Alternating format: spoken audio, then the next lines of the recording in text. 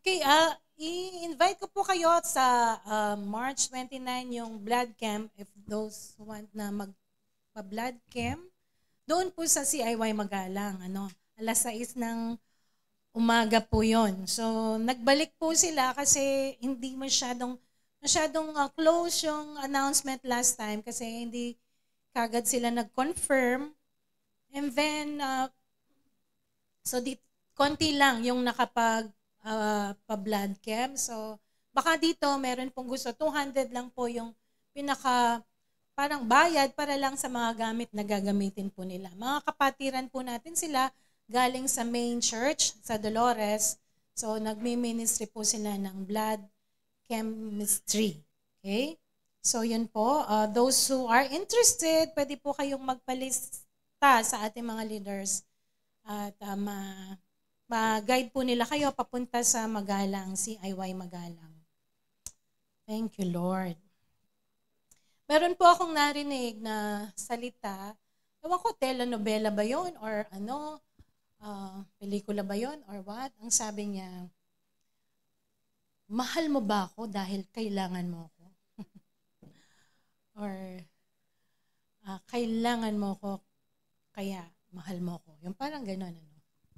So, ang tanong ko naman po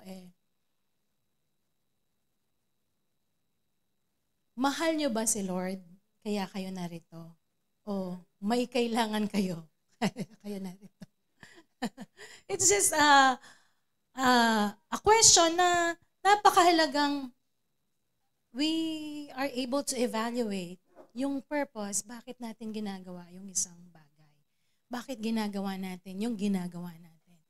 Sapagkat yung pagdako po natin sa sambahan po ng Panginoon ay talagang it is a celebration of His goodness. At dito po tayo mas pinapatatag ng Panginoon. At pag ang puso natin malapit sa Panginoon, in love tayo kay Lord, maraming bagay ang pwedeng iparanas sa atin ng Panginoon. At ayaw po natin na yung mga araw o panahon na naririto tayo, yung buhay natin hindi naaayos. It's because minsan nagiging mali yung ating focus. Tama po ba? Konti pa lang po tayo dito, but we love the community kasi magkakakilala pa tayo somehow. Diba? But God is bringing us to a higher level of ministry or a greater level of ministry. Kaya nga po, kung mapansin nyo po, yung topic natin about faith, God is keep on giving us the word about faith para talagang mas maging malalim, matatag yung ating pagpananampalataya sa ating Panginoon. Inuunti-unti po natin dahil yan ang nais ng Holy Spirit. Diba? Actually, yung nai-prepare ko pong ito, dapat i-share ko nung Thursday. Pero si Bishop po ang nag-share nung Thursday. Anyway, nagpapahinga pa po si Bishop. So ako muna. Ako ulit. But it is, again, about faith. No? Napakahalaga po na yung pananampalataya natin nandoon sa tamang katotohanan ng salita ng Diyos. At ito ay buhay na nagmamature, nag-grow. Diba? So, God wants us to grow in our faith. Sino po dito yung naka-experience ka na ng answered prayer? Can you raise your hand? Can you wave? Yes, ako yun. Okay. Sino po dito yung naka-experience ka ng miracle from God? Milagro. Diba? Thank you, Lord. Meron po bang gustong mag-share ng kaunti dun sa mga naka-receive ng miracle from the Lord? Can you share your experience of miracle from the Lord? Sino po ang muling magtataas ng kamay? Wala na po. Come on, share. Diba? Alam niyo po, pag tayo nagpahayag, nag-testify, we are just saying to the Lord, do it again. Because all the good things that the Lord is doing to us are worth sharing, di ba? So ngayon, nagbibigay po ako ng konting pagkakataon, konting oras. Sinabi ko, kinonti ko na. Ate Weng, ha? Sister Weng. Ayan, yung milagro, Hello. ano? Okay. Ay, dito na lang po ba ako? Ay, dito ka na lang, Ate Weng, para makita ka. Hindi ka Ay, lahat sige nakikita dyan. Ay. Oh, kinakabahan po ako. Good morning po sa inyong lahat. Gusto ko lang pong i-share yung goodness ni Lord sa buhay ko magmula po nung nakilala ko po siya. Unang-una po kasi marami pong ginawang milagro si Lord sa buhay namin, buong pamilya. Unahin ko na lang po yung bunso ko po, si Tanya. 2 years old po ata siya noon. Meron po siyang ano po kasi yun, asthma. So, naggagamot po siya yung 3 piraso po yun na pag iniinom niya, parang plema, hindi mainom ng bata. So, talagang iniluhod ko po kay Lord yun na ititigil ko, Lord, kasi kako, mas makapangyarihan po kayo sa mga doktor. Kayo po yung aming greatest healer. Wala pong magagawa yung mga doktor na yan kung hindi nyo sila bibigyan ng kapangyarihan. So, ang ginawa ko po nun, kahit marami po kami binili mag-asawang gamot dahil mahal po talaga yon, tinigil ko po. Ngayon po, yung faith ko po kay Lord talagang mataas nung panahon na yun talaga. Hanggang ngayon naman po, ayun po, tinigil ko po siya, nawala po yung asthma ng anak ko. Yun po, sobra pong sige po, palakpakan natin. ano po yun, milagro na ginawa ni Lord. And then po yung Ay, isa meron pa, pa. sa akin naman po, nagkaroon po ako ng bato sa abdo po ba yan? Ayan po.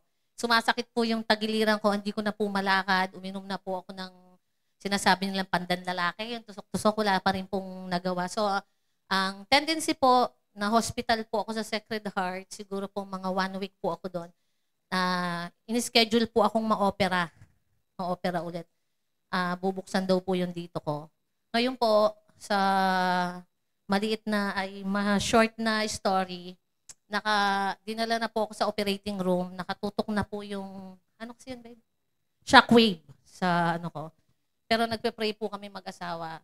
Talaga pong nakatutok na sa akin. Nung hahanapin po ng doktor, wala na po yung bato. So nakasave po kami ng 79,000. Ayun po. Tapos galit na galit po yung doktor noon. Sabi niya, yan kasi, sabi niya, dapat kahapon ka pa na opera. Bakit kasi hindi available yung parang nag-e-x-ray, gano'n. Ayun po. Kaya po, I bring all the glory to God po. Amen. Maraming salamat po. Amen. Thank you, Lord. Pakibigay po sa kanya. Na-shock ang doktor. Siya yung na-shock. Nawala siyang isa-shockwave. God is indeed good and powerful, a miracle worker. Amen. Talagang pag pinagtiwalaan natin sa Kanya yung buong buo, yung ating mga pangangailangan, whatever we need, mararanasan natin yung Kanyang himala. No? Yun, yung nanay ko po, maraming milagro sa buhay ni nanay. Baka matapos na yung oras, di pa ako tapos dito.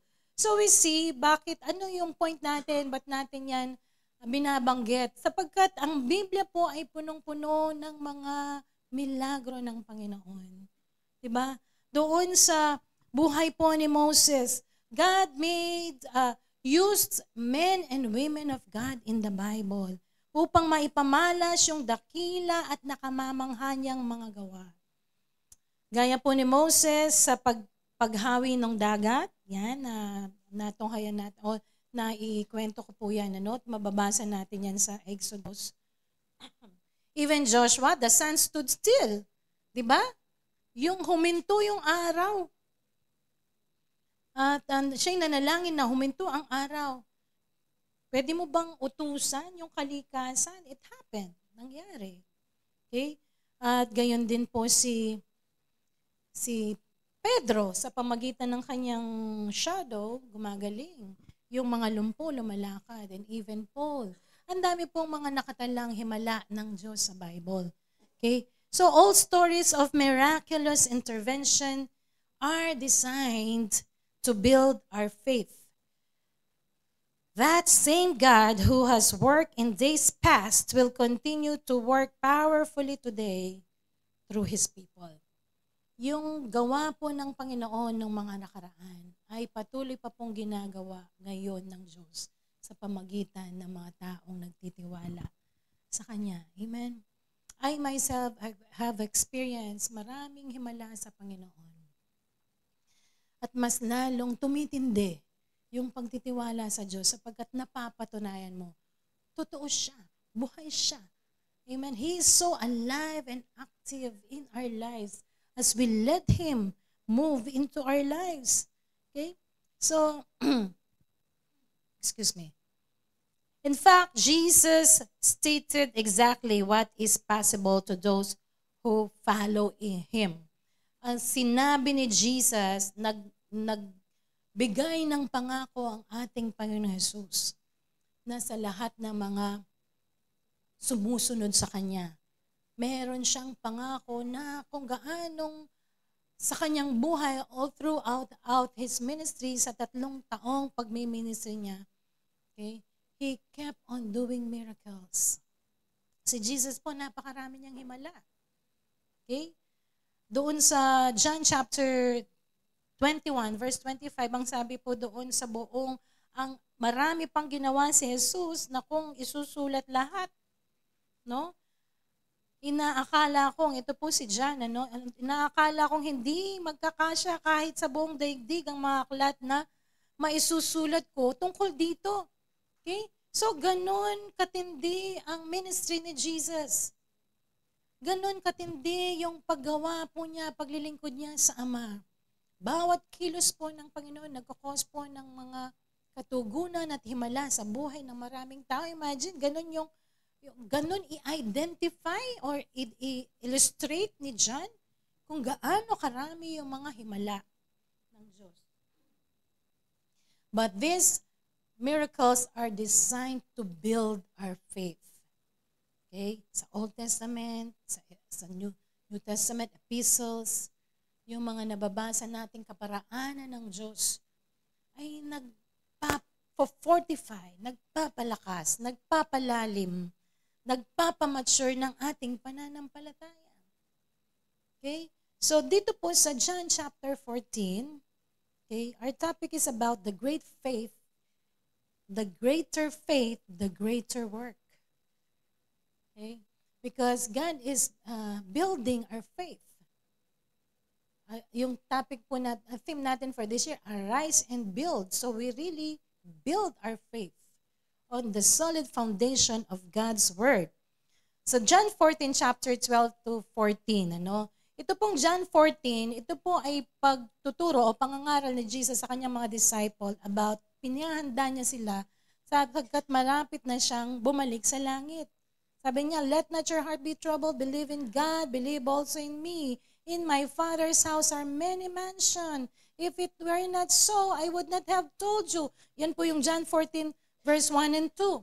At marami pang bagay ang in-explain ni Jesus. At pagdating dito sa verse 12, ang sabi po niya, pakatandaan ninyo, ang nananalig sa akin ay makakagawa ng mga ginagawa ko at higit pa kaysa rito. Sapagkat babalik ako sa Ama. At anumang hilingin ninyo sa aking pangalan, gagawin ko upang maparangalan ang Ama sa pamamagitan ng Anak. Kung hihiling kayo ng anuman sa aking pangalan, ito ay aking gagawin. What a great promise. This is an amazing promise. Ang sabi niya, ang nananalig sa akin ay makakagawa ng mga ginagawa ko. At higit pa kaysa rito. Sabi nga natin, hindi mabilang ang mga milagro o matindi ang mga himala ni Jesus. No? Binuhay niya si Lazaro, pinatigil niya yung bagyo, magpalayas ng mga demonyo, binuhay niya. Hindi lang si Lazaro, pati yung batang babae, binuhay ni Kristo. So, ang dami. Pero sabi niya, yung nananalig sa akin ay makakagawa ng mga ginagawa ko at higit pa kaysa rito. That's overwhelming. Tama ba? This is Jesus. He's a man, and yet, He's God. Sa panahong yun, He walked as a man, He served as a man, but He's filled with power from the Holy Spirit. The Holy Spirit is upon Him, His power. So what do we mean? What does it mean to do greater works than Jesus? Babalansihin lang po natin, We're not trying to overshoot or higitan si Jesus sa kanyang ginagawa. O hindi niya sinasabing mas makapangyarihan tayo sa kanya.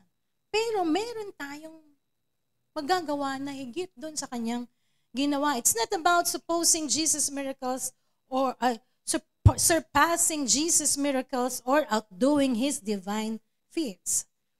Rather, it's about the scope, extent, and impact of our ministry. Jesus is saying that through the power of the Holy Spirit, believers will be able to reach more people, minister more effectively, and bear more fruit than Jesus did during His earthly ministry. Sapagkat 3 years lang po ang panahon ni Jesus na maglingkod. At nandun siya sa lugar ng Israel. Subalit, siya ay babalik na sa Ama at siya ngayon ay nagbibigay instruction sa kanyang mga disciples. Parang naghahabilin. Sapagkat He did a great work. Napakatindi ng ginawa ni Jesus. Hindi lang yung himala, kung hindi yung mamatay doon sa krus para sa kaligtasan ng sanlibutan. Hindi doon natatapos yung paggawa para sa kaharian ng Panginoon. Kaya binibigyan niya ng empowerment through His promise ang mga disciples. And now we are the followers of Jesus. So nakita natin the effectivity of the ministry na naiwan sa mga disciple na hanggang tayo ngayon nakarinig. At lumalawig pa ang kaharian ng Diyos sa pamagitan ng pangangaral. Effectively, ang sabi nga nung binasa natin is because, lalo na ngayon social media, maraming nakakapag-ngaral. Basta pakinggan lang natin ng mabuti o piliin nating mabuti yung mga pinapakinggan po natin.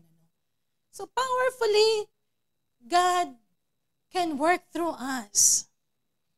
Ang sabi, lahat ng nananalig. Nananalig po ba tayo? Naniniwala po ba tayo? Napakasimple lang po ng ating pag-uusapan ngayong umaga. Because for the past, I think, 1 month na, we are talking about the faith na in-establish ng Diyos sa atin. Naniniwala tayo that being born again is the faith na dinala, binigay ng Diyos sa atin. Magkaroon ng personal relationship, mag-grow yung pananampalatayang yan. At hindi lang tayo matatapos sa alam natin na totoo yung ating pananampalataya at ang object ng ating pananampalataya, ang ating Diyos. At ngayon, yung mga bagay na ginawa ni Kristo ay magagawa natin at higit pa. Hindi lang tayo uupo, makikinig, subalit tayo ay aabot, tayo po ay kikilos, or minsan, just mere obeying the Word of God, applying the Word of God, brings light to other people. Tama ba? Nagbibigay tayo ng liwanag. Yung pagbabago po ng buhay natin, pinakadakilang milagro po yan. Diba? Walang sino mang tao na pwedeng baguhin yung ugali ng kanyang kapwa-tao. Tama po ba? Tanungin mo yung asawa mo, na Ate Eliza, di ba? Kahit anong gawin ni Eliza, hindi niya mababago si pangalan si Kevin. Di ba? At kahit anong gawin ni Kevin, hindi niya mababago yung buhay, yung ugali ni Eliza. Pero sino yung nakapagbago ng ating buhay? Amen. It's the Lord. It's the power of the Word of God that if any man be in Christ is a new creation. Kasi po, pag talagang ikaw ay na-born again, merong mababago talaga. Mabubuksan talaga yung kamalayan mo tungkol sa kung ano ang katotohanan about yourself. At yung mga pasanin mo sa buhay, yung mga pain, lahat pong yan ay tinatanggal, na-overcome natin yung mga struggles in life. There is an instant and there is a gradual process of change. Tama ba? Tama ba? Alam niyo ba, ako po, sa Kapampangan na hanapin, andyan, diret. Kahit konti, hindi ako tatayo dito. Kasi sobrang mahiyain po ako. Yun ang pagkakilala ko sa sarili ko. Mahiyain, takot. Bunso po ako. Ang gagaling ng mga kapatid ko. Ayoko basta ayoko. But God made a change. Milagro po yun. Amen? Milagro yun. Milagro yun. Kaya nga lahat pinagkakatiwala natin sa ating Panginoon. Kaya nga upang maranasan natin yung pangakong ito sa atin ng ating Panginoong Hesus, no? Na ang mga nananalig ay makakagawa ng mga bagay na ginagawa niya. Na pwede tayong gawing daluyan ng Diyos ng kanyang kapangyarihan. Upang maraming mga tao ang maabot po natin para sa Kanya. Maraming mga tao po ngayon, they are in depression, diba? Deep troubles, confused. Wala na, pag tumingin ka sa news, wag na kayong titingin sa news para hindi kayo ma-confuse. Ma-disorient sa mga nangyayari. Diba? But we're praying. We're praying for the country. We bless our nation, Philippines. So, napakasimple po, no? Ang sabi ng Jesus, manalig, sino mang nananalig. We just have to really believe in Jesus. Believe that He is the Son of God. He is our Savior. He is our King. He is our Lord. He is our Master. Kaya nga po yung pagbabasa, pagbubulay, pakikinig. Siguro po every Sunday naririnig nyo yan. No? Napakahalaga, napaka-importanting alam natin ang salita po ng Diyos sapagkat yan ang talagang nagpapalaya sa atin. It delivers us, it frees us. Pinapalaya tayo, kinakalag yung tali ng dyablo sa ating buhay doon sa mga panahong wala pa tayo kay Kristo. So believe, really believe. Yung hindi na tayo believer na unbeliever. Ayan, alam nyo na rin yan, nabanggit ko na rin yan dati. Para hindi ako sumobrang haba, hindi ko na uulitin. Diba? Naniniwala ako. Totoo, naniniwala talaga ako. No? Sinasabi mo pero sa ginagawa mo, hindi nakikita. We really have to trust Him, believe in Jesus. Sapagkat hindi tayo makakasunod kung hindi tayo tunay na naniniwala. If until this time, yung pagsunod kay Jesus ay struggle pa rin sa iyo, kapatid, you give up yourself to the Lord. Upang hindi mahirap ang iyong paghakbang, pagsunod. Kasi the more that we trust God and obey Him, the more that we get to know Him. Merong kanta dyan The more I get to know you, the more I fall in love. The more I get to know you, the more I fall in love. Oh, Jesus, Jesus, I'm fall in love with you. Diba? Yung tao, pag nang lumigaw sa yan, nanligaw. Tama ba yung Tagalog ko? Sa una, hindi mo siya masyadong ganun ka-love, no, Ate Eliza? Pero mabait naman pala talaga. Ay, gentleman. Oy, nai-in-love na ako sa kanya. Yung ating relationship with the Lord, no, sa ating pananalangin, sa ating pagbabasa, pakikinig ng salita ng Diyos, lalo nating nakikilala. Talagang minamahal natin ang Panginoon.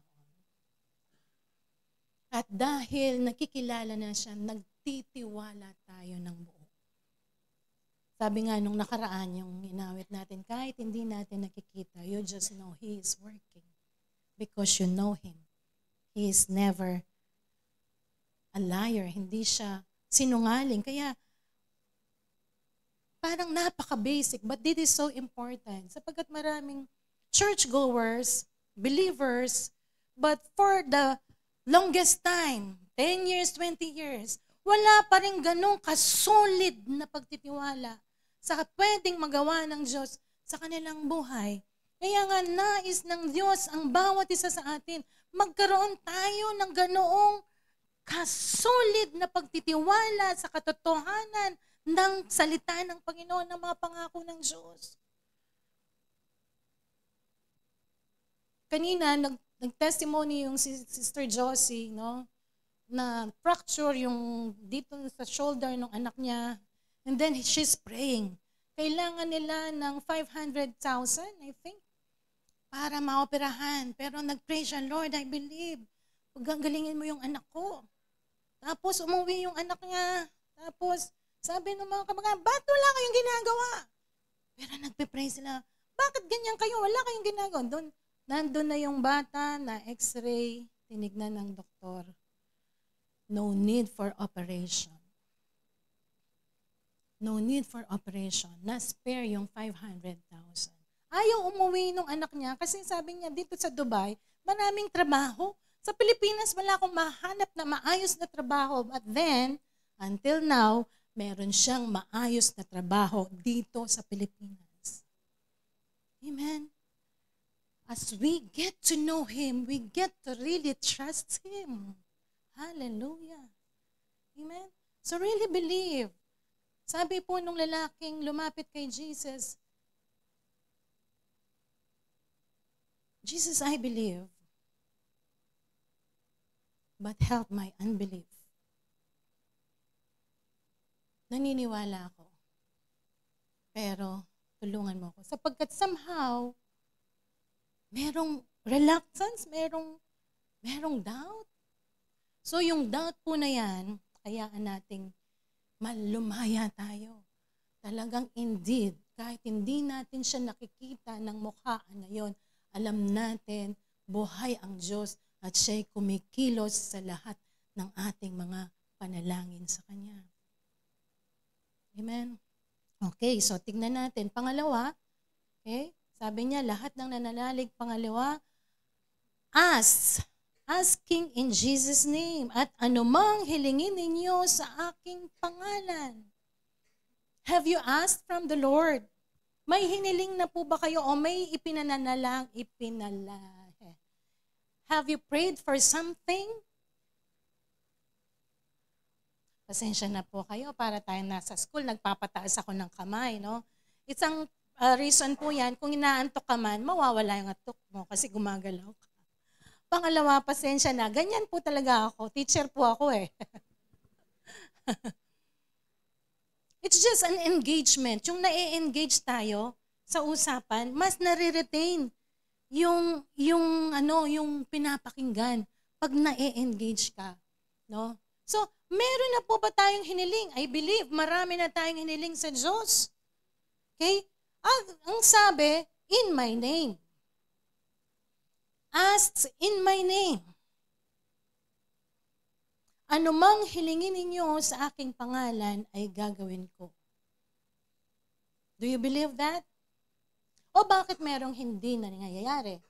O alam na naman natin yan, yung tatlong sagot ng Panginoon sa ating panalangin. Ano yung una? Yung unang sagot? Yes. Pangalawa, pwedeng? No. Pangatlo, pwedeng?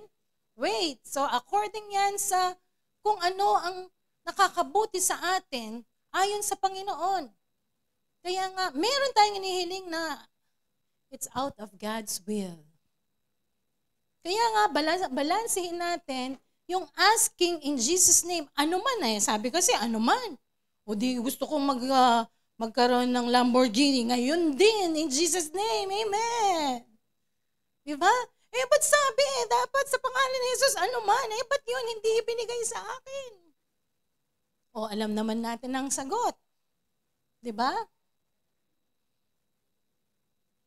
Merong mga bagay na, pakatlo, para hindi ako masyadong magtagal. Nasaan na ba? Ayun. Anumang hilingin ninyo sa aking pangalan ay gagawin ko upang maparangalan ang Ama sa pamamagitan ng anak.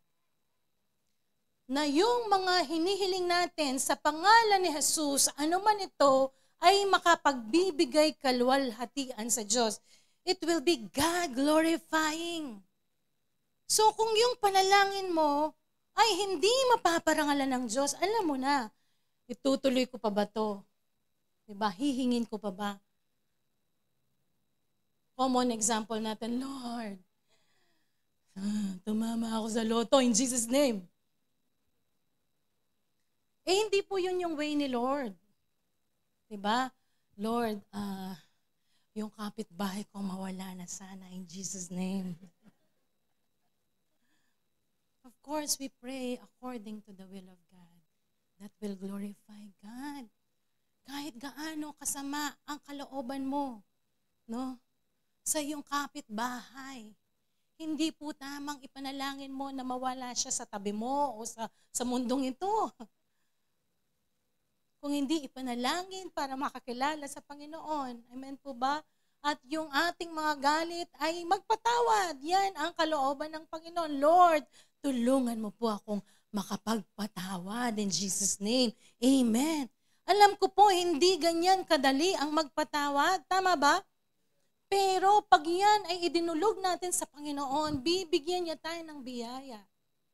Yan ang utos ng Diyos sa atin that we always have to pray. So itong mga bagay pong ito. And greater than these things, higit pa sa mga ginawa ni Jesus. Even the working of miracles. Kanina, nabanggit ko po yung una, introduction, Maraming mga himala ang ating naranasan at marami pang himala ang nais gawin ng Diyos sa atin at sa pamamagitan po natin. Meron tayong mga kaloob, iba't ibang uri ng kaloob na galing sa Panginoon. Merong kaloob na paggawa ng mga himala.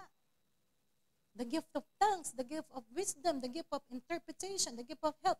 Merong mga kanya-kanya tayong kaloob.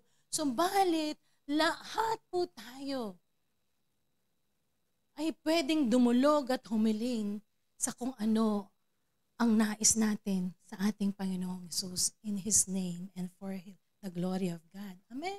Lahat tayo. Bukas ang trono ng langit ng Diyos. Meron akong binabasang isang libro about healing and deliverance.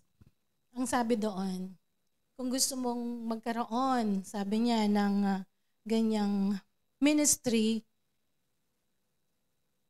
unahin mo yung sarili mo. Pag masakit yung ulo mo, ipag-pray mo yung sarili mo. In faith,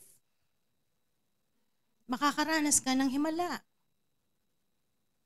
At pag ito'y napatunayan mo, nangyayari, ang iyong pananampalataya ay naging matatag, naging solid, na alam mo si Jesus ang nagpapagaling, then you can eventually go into that ministry. Merong mga tinawag na for that kind of working of miracles, signs, wonders, miracle. Subalit, sabi ni Jesus, tayo ay ipapatong natin yung ating kamay sa mga may sakit at sila ay gagaling. So, sa pananampalataya natin, pagdating dito na kaya natin kasi hindi tayo ang nagpapagaling, ang Diyos. It is the power of the Holy Spirit. Amen? All we have to do is to really believe that God heals. God delivers. Yan ang sinasabi ng salita ng Diyos. Kasi kung hindi mo alam, hindi mo yan magagawa. Subalit, pinapaalam sa atin ng Panginoon. Okay? So, yung purpose, to glorify God. Ang sabi, the purpose of Him doing this greater work through us, that we might bring glory to the Father. Maparangalan ng Diyos sa lahat ng ating ginagawa, napaparangalan at mapaparangalan ang Diyos. Kaya nga, pag ikaw ay nanalangin sa may sakit at siya ay gumaling, pinagaling siya ng Diyos. Dati natatakot po akong mag-pray sa mga may sakit. Kasi sabi ko, baka hindi naman sila gumaling. Nakakahiya.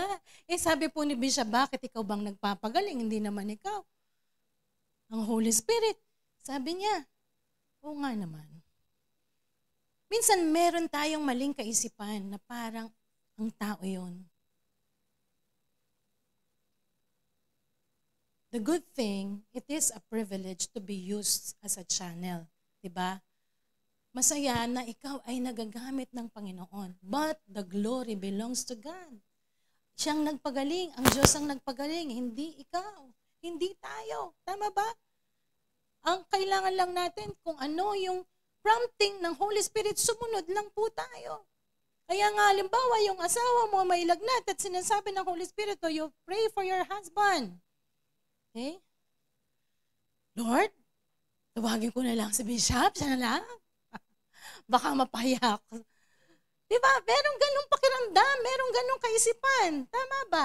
May aamen o walang aamen?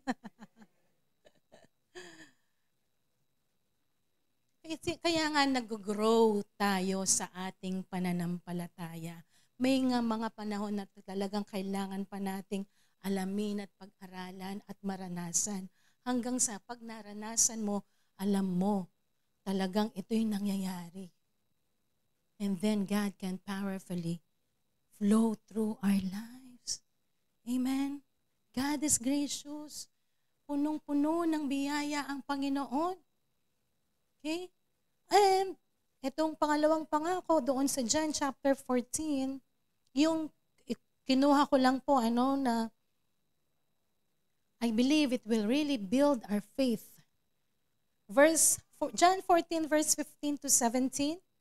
If you love me, obey my commandments. And I will ask the Father, and he will give you another advocate or comforter, who will never leave you. He is the Holy Spirit who leads you, who leads into all truth. The world cannot receive him because it isn't looking for him and doesn't recognize him.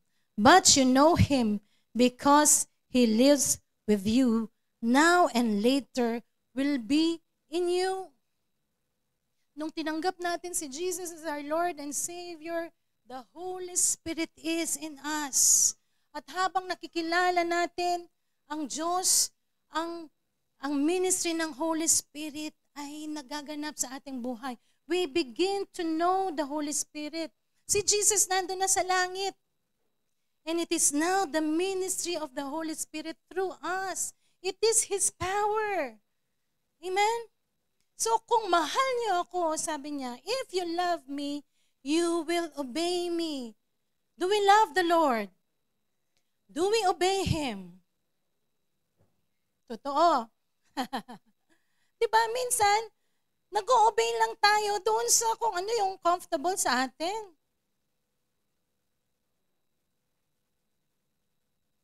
At doon sa ibang bagay, nag-struggle tayo. Pero nais ng Diyos, pagtiwalaan natin siya ng buo. We just have to love Him and obey Him. Sabi nga ng kinanta ko kanina, habang talagang nakikita mo kung paano ka pinatawad ng Diyos, kung paano ka pinagaling, paano ka pinagpasensyahan ng Diyos, kung paano sa kabila ng mga kakulungan, nandun pa rin yung pagsubaybay at pagpapala ng Panginoon, mas lalong nagme-melt yung puso mo. It is His kindness that leads us to repentance. Tama ba? Sa tuwing nakikita mo yung kabutihan ng Diyos, doon mo nakikita, Lord, parang yung isang dumadalangin, what a wretched man I am.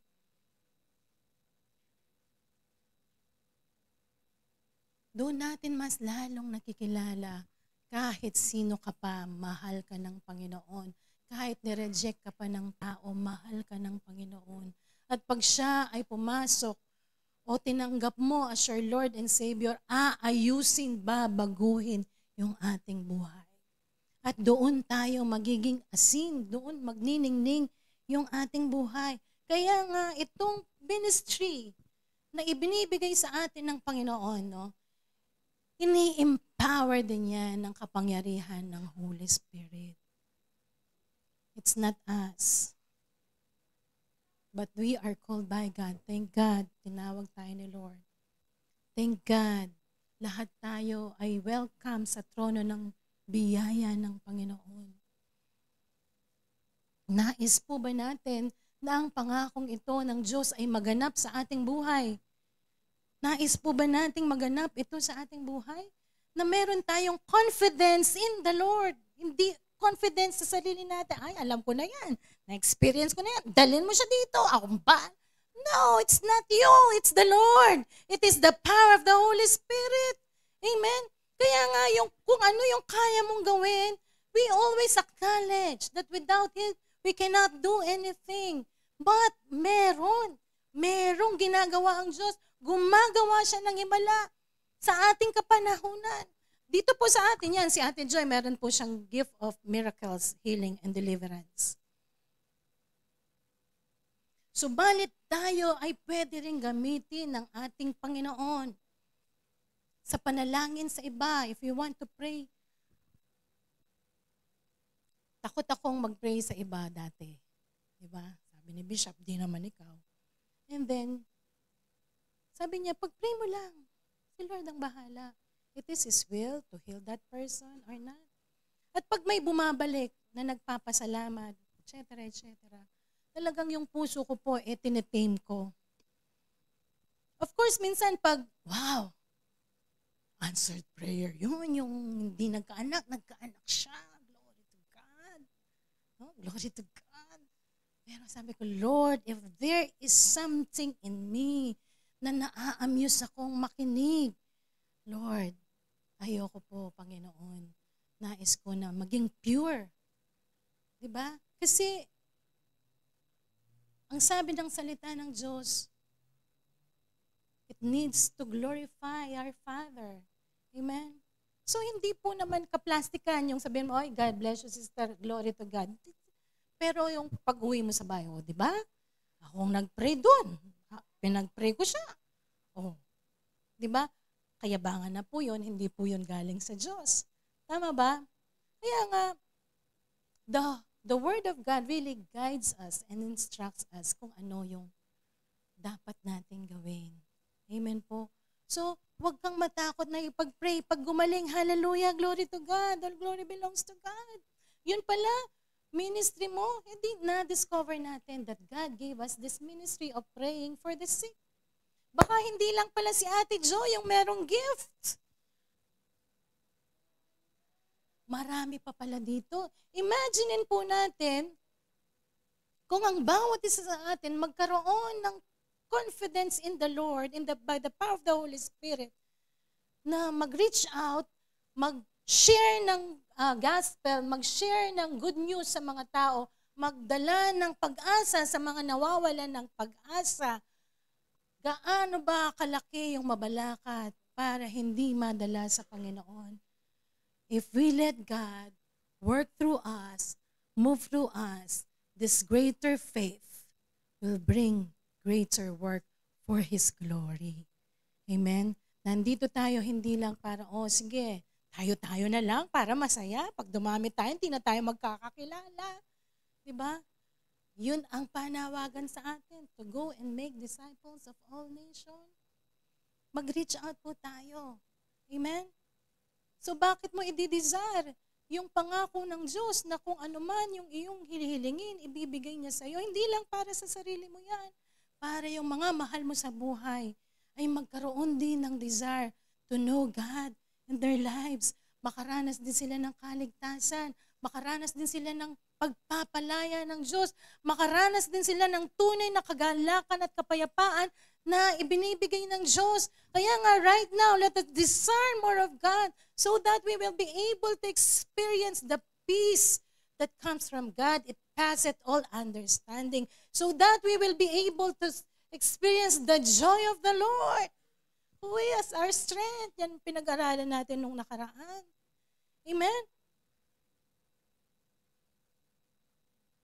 That people will be attracted to what God can do sa kanilang mga buhay. At ikaw, you're not reluctant about your faith, that you are serving a living, a great, and a holy God. Ang sinasamba mo, yung tunay, makapangyarihan, dakilang Diyos. Amen? He is everything in us. Thank you, Lord. Tayo pong lahat ay tumayo.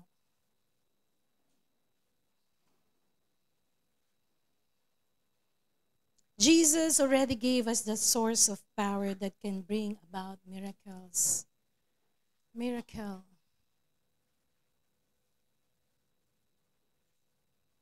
Hallelujah.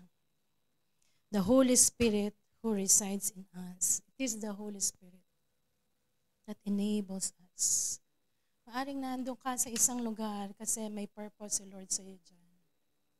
Yung mga kasama mo makaranas ng pag-asa, makaranas ng pagmamahal, makaranas ng kagalakan, makita yung daan patungo sa kaligtasan, makita ang daan patungo sa kaharian ng Diyos sa pamamagitan ng ating buhay.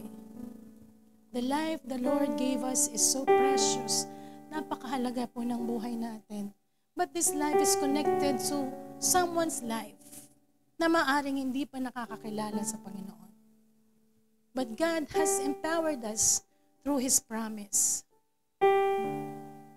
Nasain natin na maranasan natin na yung mga bagay na kalooban ng Diyos ang mangyari sa ating buhay. At tayo rin ay mapalaya sa lahat ng mga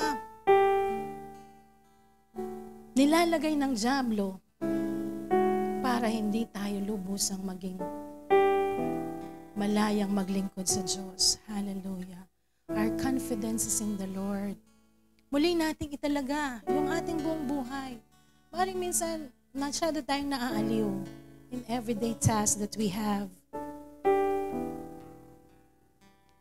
Sa loob pala ng isang linggo, merong taong dinala si Lord sa atin na nangangailangan ng makaranas ng kanyang kapangyarihan.